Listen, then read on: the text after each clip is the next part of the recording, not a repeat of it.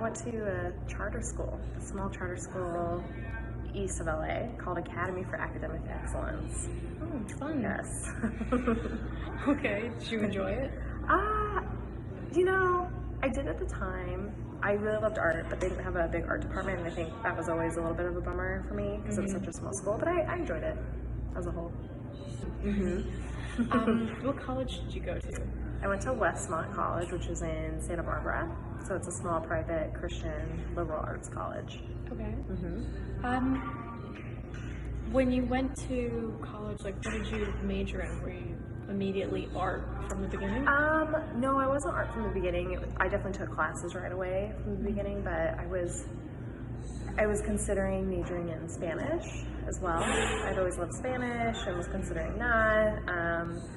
The art was always on the back of my mind. It was just a matter of how practical was it to major in art, and I think I was through all the, in all the classes I took, I just loved my art courses, and it was something my parents were always very encouraging to pursue what I loved, which I was really grateful for. So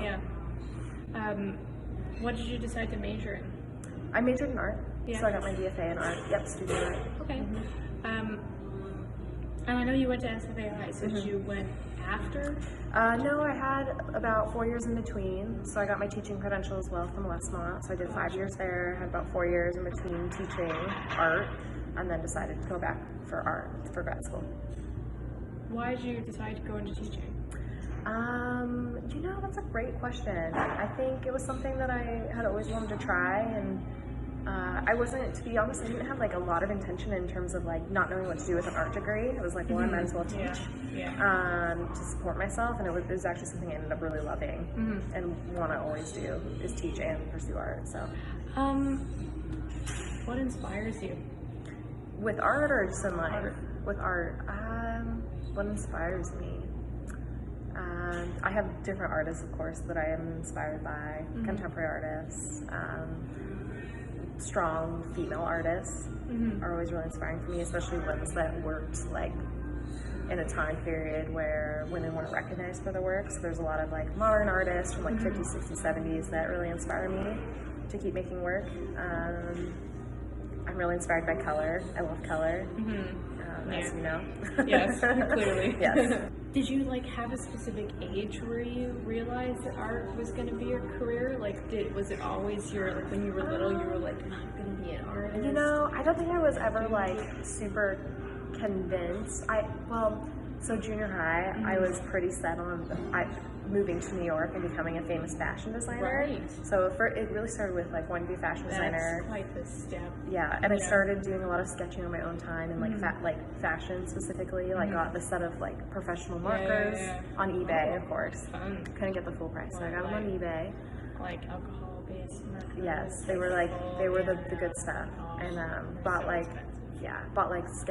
books on like how to draw models and fashion and then that changed pretty quickly. But I still always loved art, but it was started with wanting to be a fashion designer. Yeah. That's a good question. I definitely, in terms of my own art practice, like I would love to be selling more work and making it more of a viable part of my career, and that's just a matter of time and like networking and knowing the right people, to be quite honest, and showing up to do the work. I'll always teach because it's something I don't want to get to the point where, in terms of my work, I don't think I can be a full-time artist because I think it's so isolating, especially the type of work I do. Some artists work a lot more collaboratively, and so they have a little more like interaction, but I think the type of work I do, being a studio artist, it's really isolating. You're alone a lot. Yeah, and so I think being teaching, an extrovert, that's different. Yeah, exactly. So I think teaching keeps me grounded and gets me out of the studio. But I would love, I think I would love to do art, my own practice, to have that be more of like a central part of my like career and income. But there are plenty of, I think, contemporary artists who are working at the intersection of science and art and math, you know what I mean? But I think it's definitely more of a specialized kind of thing. Yeah. I would say do both, like take classes in both.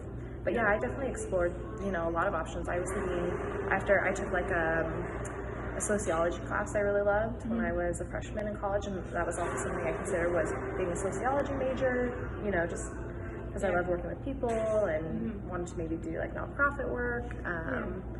But yeah. So, But did you ever try to combine the sociology or Spanish with your art? not Spanish specifically, and not necessarily sociology. I don't know. I think, but I know a lot of artists who do. You know what I mean? Or like people who are interested in like history and art. Like it's all connected. I don't know. That's the thing with art. I think it's like You can mush anything. you really can, Yeah. because it really does sit at the intersection of all those topics, depending on what your focus is.